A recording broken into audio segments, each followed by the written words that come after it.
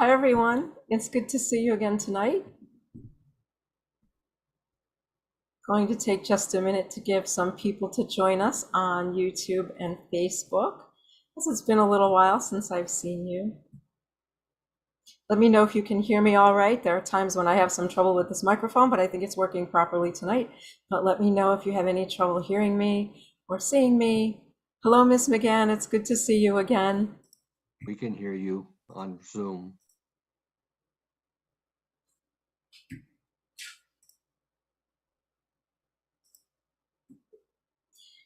Miss Sturgis, thank you. It's good to see you again, too. Just going to wait a few minutes to see if some more people will be joining us.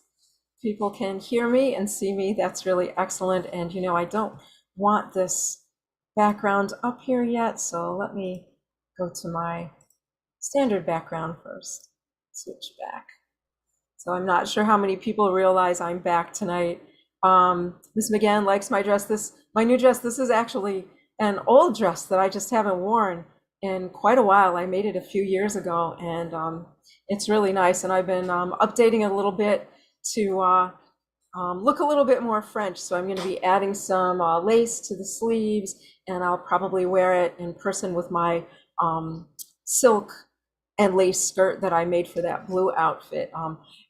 As I was looking through French fashion, I found the red and white stripe to be very much in fashion, often shown with a light green skirt or light green apron or light green stomacher, but the red and white stripe to be very, very popular in France in the 1780s and 1790s. Oh, hello, the McCabe's are here. Oh, it's wonderful to see you two again. Oh, it's so nice to see everyone. Mr. White, it's so nice to see so many people back tonight joining us. Ms. McFarlane, I'm glad I'm back too. And I do want to thank everyone who got in touch with me while I wasn't feeling well to see how I was and to tell me you were thinking about me. I appreciate it very much. Ms. Harlow's here. Mr. Davis, thank you so much. As you know, I injured my spine and was not well for quite some time, but I am doing much better. And I have to tell you that it is great to have 21st century medicine rather than Mrs. Q's 18th century medicine for treatment such a thing, because I got well much faster because of the treatment and drugs that are available to us today, rather than the suffering Mrs. Q would have had truly in the 18th century had she injured herself the same way. So there are some great things about living in the future. Oh, we have so many people back tonight. It's so great to see everyone. So tonight, I thought, I'm a little scratchy tonight. It's very hot here, by the way. I do have 21st century air conditioning going, but I'm still quite hot in these clothes, which makes me, think about the ladies of the 1790s who would be sitting in New York City on a hot August night like this without the benefit of air conditioning. And of course, as I mentioned before, someone sitting at home would not be all dressed like this. Of course, I'm dressed for company, but normally I would not have on the jacket or the stomacher. I just might have on, a dressing gown, a bed gown, as they would call it, over my stays and my chemise without all of this other stuff on. But I am dressed for company tonight, so it would be quite hot. I'll let you look at some of your comments. My dress is a summer dress, and it is made just of very light cotton. So it is a summer dress. It's not something you would see me wear in the late fall or winter. Those are quilted. So this was made specifically for me to wear in the summer. You see the sleeves are 3/4, so it's a little bit airier. And I am wearing a chemise that's lighter as well underneath. So many people joining us tonight. Thinking about Hamilton, since the Coast Guard just celebrated a birthday. Oh, so many people are here. Miss Langdon is here. Hi. I don't know if you saw my social media today, but I shared a very nice, touching story about Mr. Hamilton today that I read last night. And that was at one time Hamilton was traveling through upstate New York with Judge James Kent, a fellow Federalist. And Judge Kent had a very bad cold. And he said he woke up during the night to find figures standing over him, and that it was Hamilton who was very quietly tucking in another blanket around him. And that when he woke up and Mr. Hamilton realized he was awake, he said, "Why?" What did he say? Something about wanting him to get well, as what would we do without you, my friend? So very sweet, touching story about Alexander Hamilton, personal life rather than what I usually talk about, his political life. So a little bit about Alexander Hamilton, very kind and generous and loving man, which he was. I'm often critical about his political views, but he, in his personal life, by all accounts, was a kind, generous, loving, and caring person. So just a little bit about him today. So many people here. This is really wonderful. 95 in California. I think it's about 95 here in New York right now as well. So I thought tonight that we would go back to, tonight to the 1790s, and a big topic for discussion in the salons, the dining rooms, and the parlors of New York. And that discussion was around Mary Wollstonecraft's book, A Vindication of the Rights of Woman, and whether or not women have rational minds. Quite the thing we are all talking about in New York now. I don't know if you, Mr. Q is laughing over there. Mr. Q is here tonight, so if you hear any comments from the background, those are Mr. Q. And also our new dog, Quintus Maximus Q, is here. And I think at the end of our talk, I'll attempt to show him to you so that you can see him a little bit later. First of all, before I get started even with that, I haven't done this in a while. I'm a little out of sequence. If you would like to support my work, there are a few ways you can do that. You can support me on PayPal, you can support me on Venmo, and you can become a patron on Patreon, or you can come to New York and take one of my tours and see me in person. If you don't want to come to New York, starting in September, I'm going to be releasing all of my tours, my excellent tours, on video, and you can watch the whole tour with me on video. You can buy it, get the documents, and enjoy my tours at home without having to come here. So that'll be available starting in the fall, and I hope lots of you will take advantage of those. And there will be some new tours coming out that I don't do live and in person except by appointment. Those will be available on video too. So these are some of the ways up here that you can support my work if you would like to. And for those of you who do, I appreciate it very much. So tonight, as I mentioned, we are going to be talking about, oh, you can see my stays back there a little bit. I have to say, when I was sick, Mr. Q was quite concerned about me because I was so sick. I was not eating for quite a few days, and everything is big on me. My stays are a little bit large. My dresses are a little bit big, but 18th century clothing all pinned so I can just pull it a little tighter. But my stays that I just made are a little bit big on me now. So I did lose quite a bit of weight while I was sick. Not necessarily a bad thing for my joints, so but it's troubling to Mr. Q. So A Vindication on the Rights of Woman, 1792, written by Mary Wollstonecraft. And who is Mary Wollstonecraft? Why, she is a lady in England, and she's a lady known mostly for her books about educating children.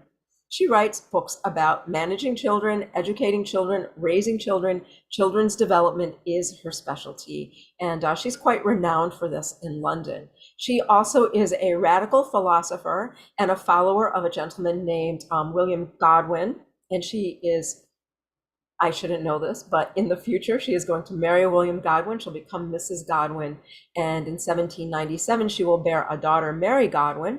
She will die while giving birth to that daughter, and her daughter will carry on her legacy as a great writer. She will become Mary Shelley and write the book you know as Frankenstein. So it's a bit of an interesting story, and that we are accustomed to legacies being carried on, family legacies by sons. And in this case, we have a family legacy carried forward by a very talented daughter, Mary Wollstonecraft, or Mary Wollstonecraft Godwin's daughter, Mary Godwin Shelley. So very interesting. So what is it about this book that is so controversial? And I have to say, there are some people in this town who are very much a fan of this book. And my good friend, Mrs. Theodosia Burr, actually loaned me her copy of the book to read, as they are very difficult to get here in New York. This copy was sent to her by her husband, Senator Burr, who bought it in Philadelphia in a bookstore. He read it all in one night and sent it to his wife with a note saying, "You must read this, as your sex has a great advocate in Mary Wollstonecraft." And her book, I have to tell you, has not been met with very much pleasure by the people of England or the people of America who've read it, because it states something highly controversial, and that is that Ms. Wollstonecraft says right in the front of her book that women have rational minds and are capable of critical thought. Now, why would that be so controversial? And I think, let me find it. I think I have written down the exact quote here for you. Let me find it. Where is her exact quote? She says here, "My own sex, I hope, will excuse me if I treat them like rational creatures." Let me move this over a little bit. If I treat them like rational creatures, instead of flattering their fascinating graces and viewing them as if they were in a state of perpetual childhood, unable to stand alone, I earnestly wish to point out in what true dignity and human happiness consists. I wish to persuade women to endeavor to acquire strength, both of mind and body, and to convince them that the soft phrases, susceptibility of heart, delicacy of sentiment, and refinement of taste are almost synonymous with epithets of weakness, and that those beings who are only the objects of pity and that kind of love which has been termed its sister will soon become objects of contempt. And what is Miss Wollstonecraft telling us here? She's saying, well, the gentlemen prefer for us to be these weak creatures who experience life through our senses and our emotions, flitting from one feeling to the next, never really considering anything. And she says they find this amusing in us the same way they find it amusing in children, yet it also makes them grow tired of us. They tire of us and prefer their own company to us.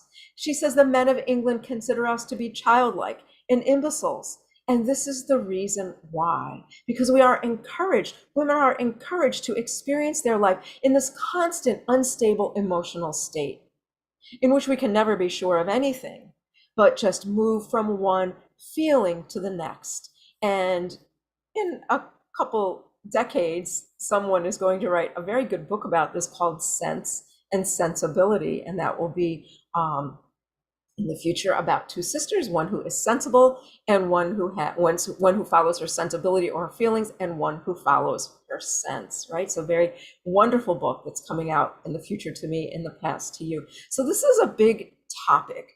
Should women simply be emotional, right? Emotional and need to fan themselves when something difficult comes up, or they face something that might be radical? Or should women simply face it head on and reason their way through it? Now, Ms. Wollstonecraft says that if the ladies of England were educated side by side to the boys, the girls and the boys educated together in the same classroom, studying the same subjects, she says, I assure you the girls can learn just as well as the boys. And she says, in my own experience in child rearing and writing books about it, we see that there are periods of time where the girls excel faster than the boys and times when the boys excel more. And there are also subjects that the girls find easier and subjects the boys find easier, and they ought to be educated together. And she concludes that if this were to happen, England would be a far better place. The British Empire would be a stronger empire, because educated, the women then would be better educators of their own children, better wives, better able to run the households, better able to participate with their husbands in all aspects of lives, and just more capable contributing people to Britain. And this is her argument. Now, why does she feel it necessary to come out and write a book about this when many of us here in America already know this about the women? How do we know this here? We know this because here in America, the women have been participating with their husbands since we were founded, especially our sisters in the Hudson Valley. Many of the farms and businesses in the Hudson Valley and the families simply would not be able to survive without the wives participating equally with their husbands. The wives running the households, running the budgets, taking care of the household animals, making sure that crops are planted and brought in, and all of these things that the women do, as well as raising the children and making the clothes and providing all of these things. Clearly, women have to think in order to do these things. So that's something that may not be so surprising an argument to the women of the colonies who have been working side by side with their husbands, but to the upper classes where women don't do anything, where women are babied, where women have servants that take care of their every need, and the women are encouraged to be childlike. this might be a very radical idea. And indeed, it is a radical idea. People throw garbage at Ms. Wollstonecraft in the streets when she passes in her carriage. They call her filthy names, they look the other way, and they want nothing to do with her, as this is such a radical idea. Now, in England, and many gentlemen, I have to say, here in America as well, are very much the students of another writer in England. Oh, and his name just slipped out of my mind. Oh, it's Lord Chesterfield. How could I forget? Lord Chesterfield. Lord Chesterfield has written a series of letters to his son about how to be a successful gentleman among the peers of England. And this is a very interesting series of letters, and that the son Lord Chesterfield is writing to is an illegitimate son and really not entitled to the peerage, but is making his way into the peerage as his father's son. So this is a whole list of things or instructional letters on how to behave to be accepted into the peerage. I have some comments here I just want to look at. At this time period when the book was written, were the French women more enlightened? Well, this is 1792, and we're heading into rough times in France. So we might say that some of the ladies of the highest aristocracy in France certainly were educated, and were educated in the classics and spoke multiple languages, educated in philosophy, but the regular women of France did not even read and write. So this might be true of the very upper echelon of ladies in France. Some of the ladies that Mr. Franklin associated with during his time there as a diplomat in order to get financial support, mostly from their husbands, is that he understood that the women in some cases were key to the social life in France and key to convincing their husbands to support various causes. So we might say this as a yes among some of the most brilliant ladies of France. And I don't want to get too far off topic, but there was a woman in France that Mr. Jefferson was very much in love with, Maria Coswell, who was a highly educated, brilliant woman, and also a great painter, whose husband really did not appreciate her talents at all. Mr. Jefferson did fall very much in love with Mrs. Coswell, and it pained him very much to return to America and leave her. It was a very difficult decision for him. So yes, we did have some women in France. Of course, we had women throughout England from the upper echelons of the aristocracy who were educated. But Ms. Wollstonecraft is talking about all women, that we educate boys, we should educate women as well. And she's talking about either from the very simple education that working class boys might receive, maybe just being able to read and do some numbers in order to keep a job, or of course up through all the classes, that women should simply always be educated equally to the men of whatever class they were in. So the book is here in America, and it is on sale in a bookstore in Philadelphia. Mr. Burr wrote to Mrs. Burr that he was surprised that no one there was interested in reading it, although he did pick up a copy and was very impressed with what it said, because Mr. Burr, since childhood, has always believed that women were capable of the same intellectual achievements as men. Although Mr. Burr says that this is only a very small number of women, as it is only a very small number of men capable of these achievements. But we should find those women, and they should be educated equally to the men. And he also believes that women in general ought to be educated equally to their brothers, whatever their abilities are. So he sent this book to Mrs. Burr, who is a brilliant lady in her own right. And unlike me, she is fluent in a number of different languages. She reads Latin and Greek, which I do not. Or she reads Latin, which I do not. And she also reads French, which I do not. And she converses fluently in French, which I also do not. So Mrs. Burr is quite an impressive lady. And she read the book and passed it on to me. And we, of course, have had many conversations about it. Now, Mr. Burr and the gentlemen of his kind who believe that women are capable of higher thought and achievements do not necessarily believe that all women are capable of this. There is a little bit in my time of what in your time you might call a double standard concerning this. At the same time that Mr. Burr writes to Mrs. Burr about how enthusiastic he is about this book and about how they are educating their daughter, little Theodosia, the same as is called for in this book. Theodosia is now 9 years old, and she is being educated as a firstborn son, she herself already is studying French, Latin, and Greek. Mr. Burr doesn't necessarily believe that all women are capable of this, and he writes to his wife about the social ladies of Philadelphia, the socialites, as you might call them. He says women who are very beautiful have invested all of their talents in their beauty and their social graces, and they use all of this for their social survival and, of course, their monetary survival, and that they look for wealthy husbands doing this. And but he says that if our Theodosia was to become one of these women, I pray that God would take her from this earth this very day, then leave her to a life of such dependency. So it's a little bit different than what we might think of as believing women are all capable of rational thinking, which I don't believe Mr. Burr thinks. I also don't think that maybe Mr. Jefferson or Mr. Adams thinks that either. Mr. Adams certainly believes his wife is capable of such thinking, but he doesn't believe all women are capable of such thinking. So in my time, the idea is that it is the exception to the rule. Now, I have a little bit of a different idea about this. Let me just look at some of the comments here. Oh, an interesting comment. Eve bit the apple and sent us into a whirlwind.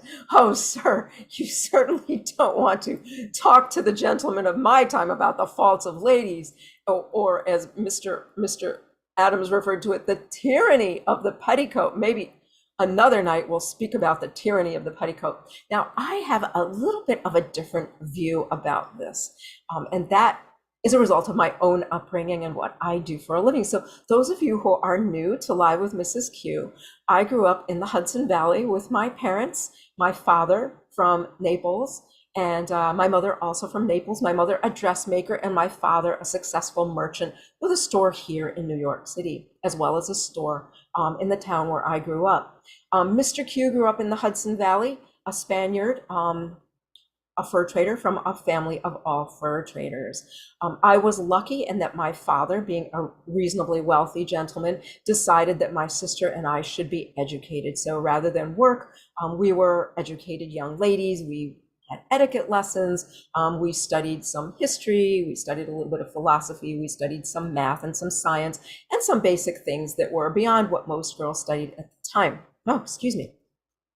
Now, my sister, who many of you know, married very well into the Van Rensselaer family, primarily because she met many of those families through my mother, who was an excellent dressmaker, and with my sister's incredible social skills and ability mainly to navigate female society. She managed to marry a Rensselaer son and is a very influential lady in the Albany area. I, on the other hand, was never very good at navigating female society. I always, growing up, preferred the things that boys enjoyed. And the greatest times of my childhood were when my father brought me to the shop and began teaching me how to run the shop. I loved boarding the ships and meeting the ship captains, meeting the men that he did business with.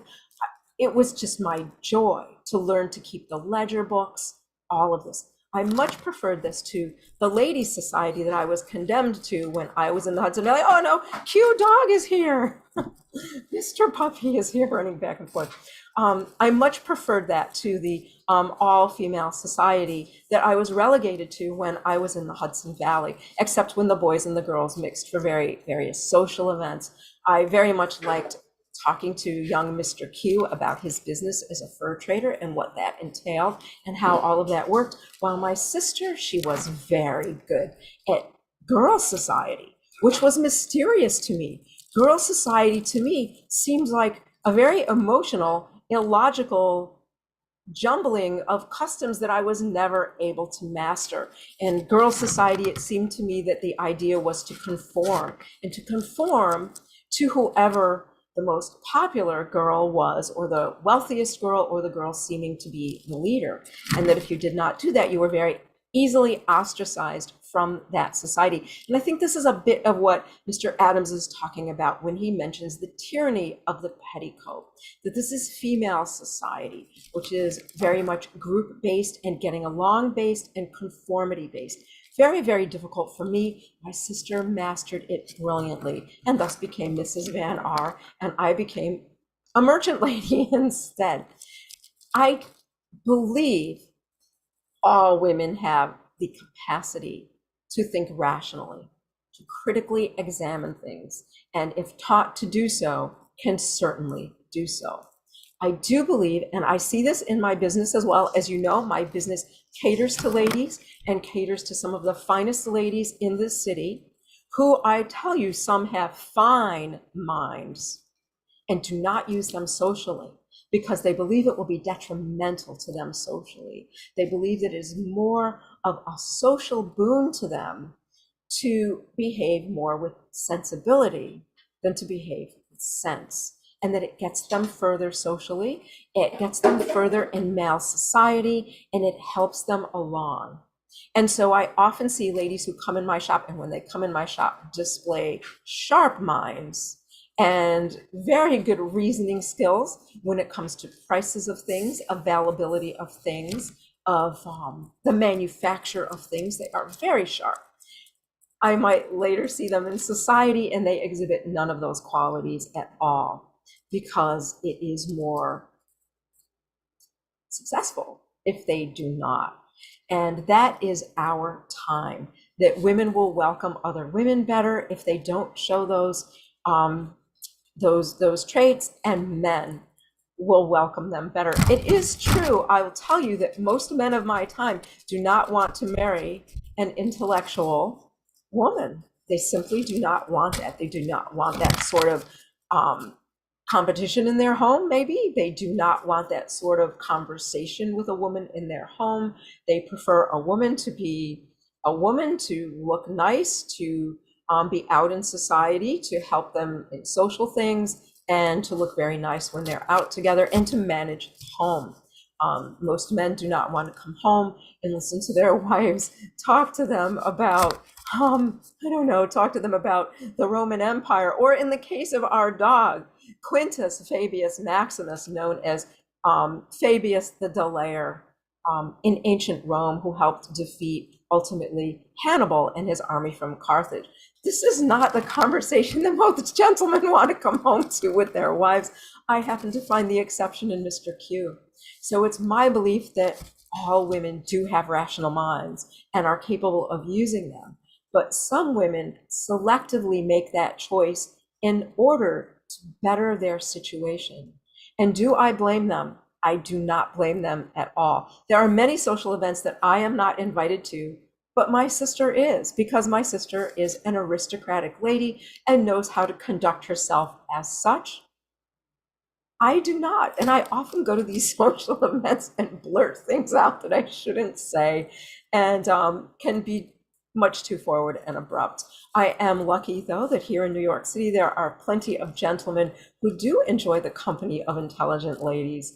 And I have plenty of salons and things that I can attend where the gentlemen are much more interested in hearing the opinions of a lady and welcoming a lady into their circles.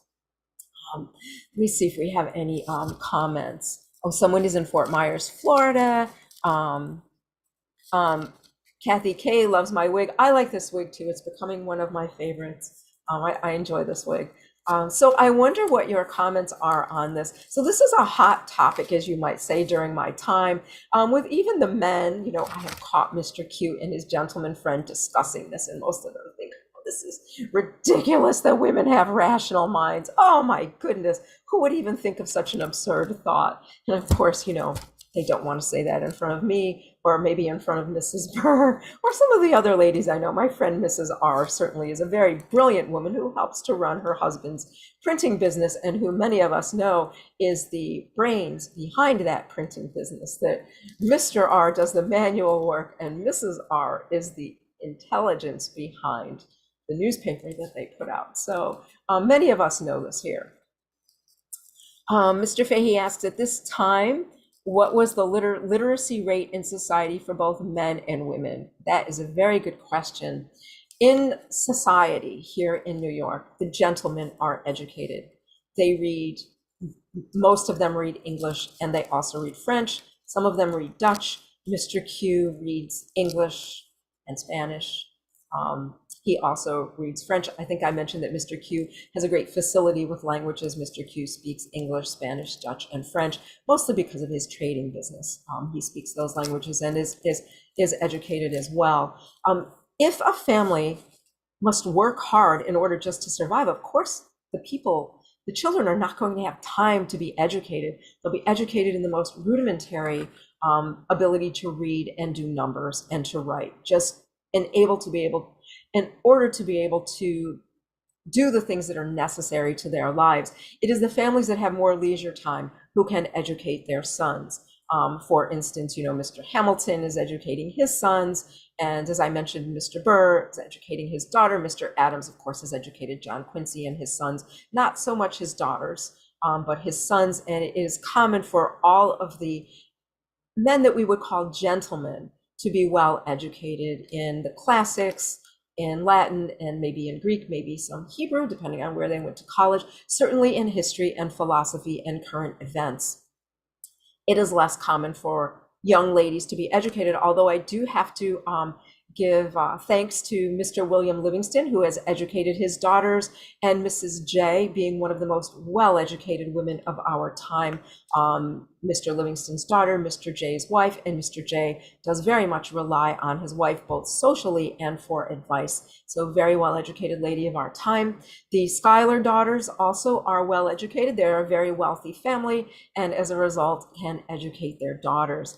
So that is kind of the literacy rate. We do have more and more day schools opening in New York City where people can be educated. They pay a tuition and anyone who pleases can go and be educated. So we have quite a number of those day schools that are opening. We also have, church schools that are open where children can attend and also be taught to read and write and basics of education. So that is improving in my time.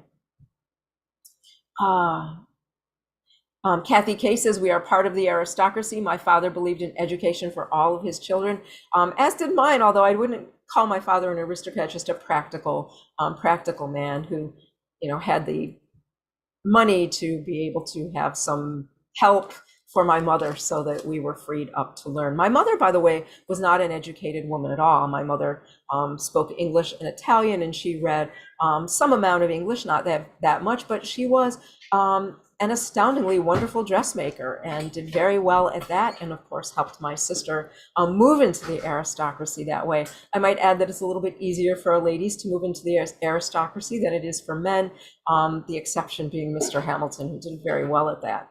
I have somewhat of a long comment here. This is from Ms. Wetzel. She says, as a middle school teacher, I see this gender drama play out daily. Many girls are still playing the less than role in order to gain notice and approval from boys or the female power broker in the class. Very interesting that this is still happening in your time.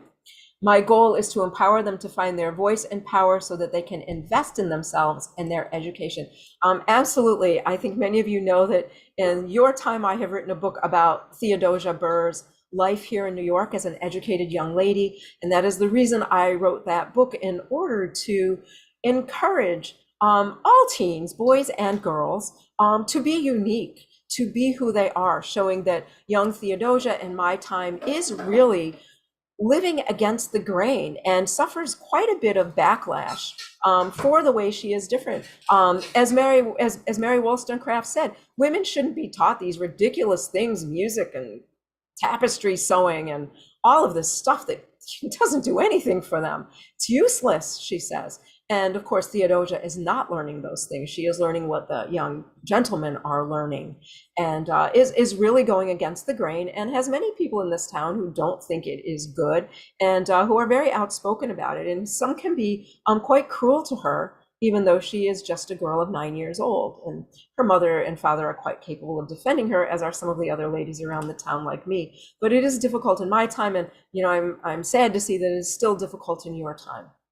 But these are roles that are very much ingrained in people. Mr. Fay says, my book unfortunately only reaches a small group. You can all buy my book from me and give it to a young person. You can contact me and buy it from me. I'm not going to get into the reasons why my book isn't in wide distribution, but it isn't. But you can certainly get it from me, and you're always welcome to contact me. Was education co-ed in the 18th century? It depends on the education. The tutor who is teaching young Theodosia, Mr. Shepherd, only teaches boys, and I believe the Burrs are paying him twice his rate for him to teach Theodosia. That is generally the way it is, that the finest tutors only teach boys. But some of the schools I mentioned, the day schools that are opening, are for anyone, children or adults, who want to learn and are willing to pay the tuition to go. And the religious schools as well will teach boys and girls. But of course, there is a fee for that too. So this is paid education. It is not extremely expensive, and many more families are beginning to send their children. Of course, the very expensive schools, refined schools, are only for the wealthy. Now, I see that Mr. Q has brought someone here that I would like to meet, and hopefully I won't destroy my outfit. Come on up here, baby. Come on. Quintus, come on up here. I think Mr. Q is going to pick him up. Come on, Quintus. Quintus, give me a moment. Come on, Quintus. He's been taught not to jump on me. But, oh, can you see him? This is... Oh, he's so dark you can't see him. This is Quintus Maximus Q, our puppy. He's just under 4 months old. Oh, any kisses?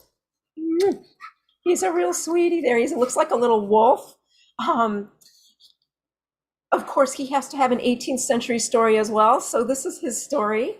His story is that in June, Mr. Q was doing business in the Albany area with the Fraunhofer family, and rather than be paid in cash, he noticed that they had a litter of beautiful puppies, and remarked to them that we lost our dog and were in need of a new one. And instead of taking a cash payment for his services, we got our puppy Quintus Maximus Q. He is very cute. He's very young and rambunctious and very big. I hope you were able to see him. He's an all black dog. He's difficult to see on camera, but you'll be seeing more of him in the weeks to come. So thank you all for watching tonight. And do you have any more comments about this idea of women and rational minds? Mr. Burr says that he has set out with his daughter to prove that women have souls, because believe it or not, the educated men don't even believe that we have souls. We're just something like animals, and only men have souls. But we know that that's ridiculous, and that too will pass. But in my time, it is very much an interesting topic about whether or not women are capable of the same thinking as men. And well, of course, we know that's true. Who is running Russia right now? I think it's a woman. I think her name is Catherine the Great.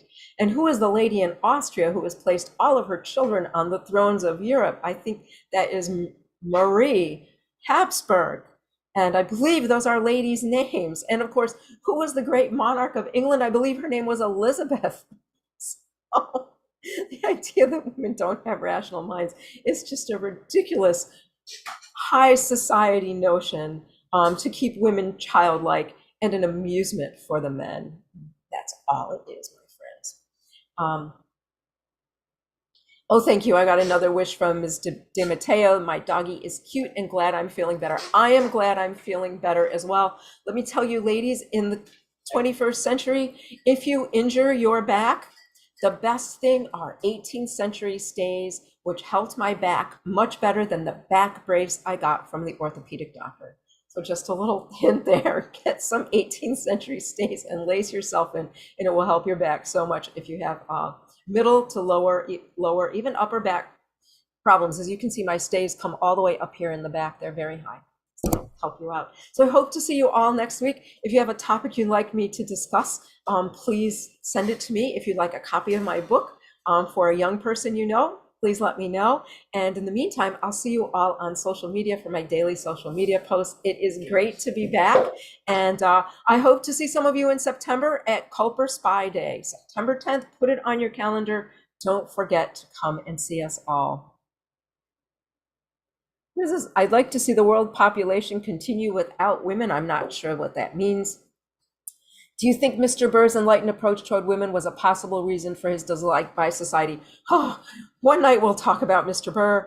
Mr. Burr has many radical ideas that are the basis for his hatred that transpired. And I might talk some night about the notions you have about Mr. Burr in your time and what the root of them is in my time, and it's not factual. Maybe one night we'll talk about that. The same thing with Mr. Hamilton. They're both extraordinary men, and unfortunately, many of what we believe in the future about them is the result of awful things planted in the newspapers by their political rivals, and really doesn't have a basis in truth. Be well. Thank you, all of you. Be well. Someone asked me to discuss the city of New Amsterdam under the Dutch. That would be interesting. The women had much more status than under British rule. And women aren't as delicate as men seem to think we are. Well, you know, it is possible to still be very much a lady and to be assertive and independent and still be very much a polite lady and do those things. Possible to master that. Maybe one night Mrs. Van R will demonstrate the way she does it, and the reason all of the gentlemen, even Mr. Madison, who I'm wearing here in my pin, even Mr. Madison fears Mrs. Van R socially. So thank you all, and I'll see you all next week. I hope you have a wonderful and healthy week. And it's so great to see all of you again. So from me and Mr. Q, who's sitting over here, and Doggy Q, who's down by his feet, good night, and have a wonderful week. I'll see you all next week. Bye.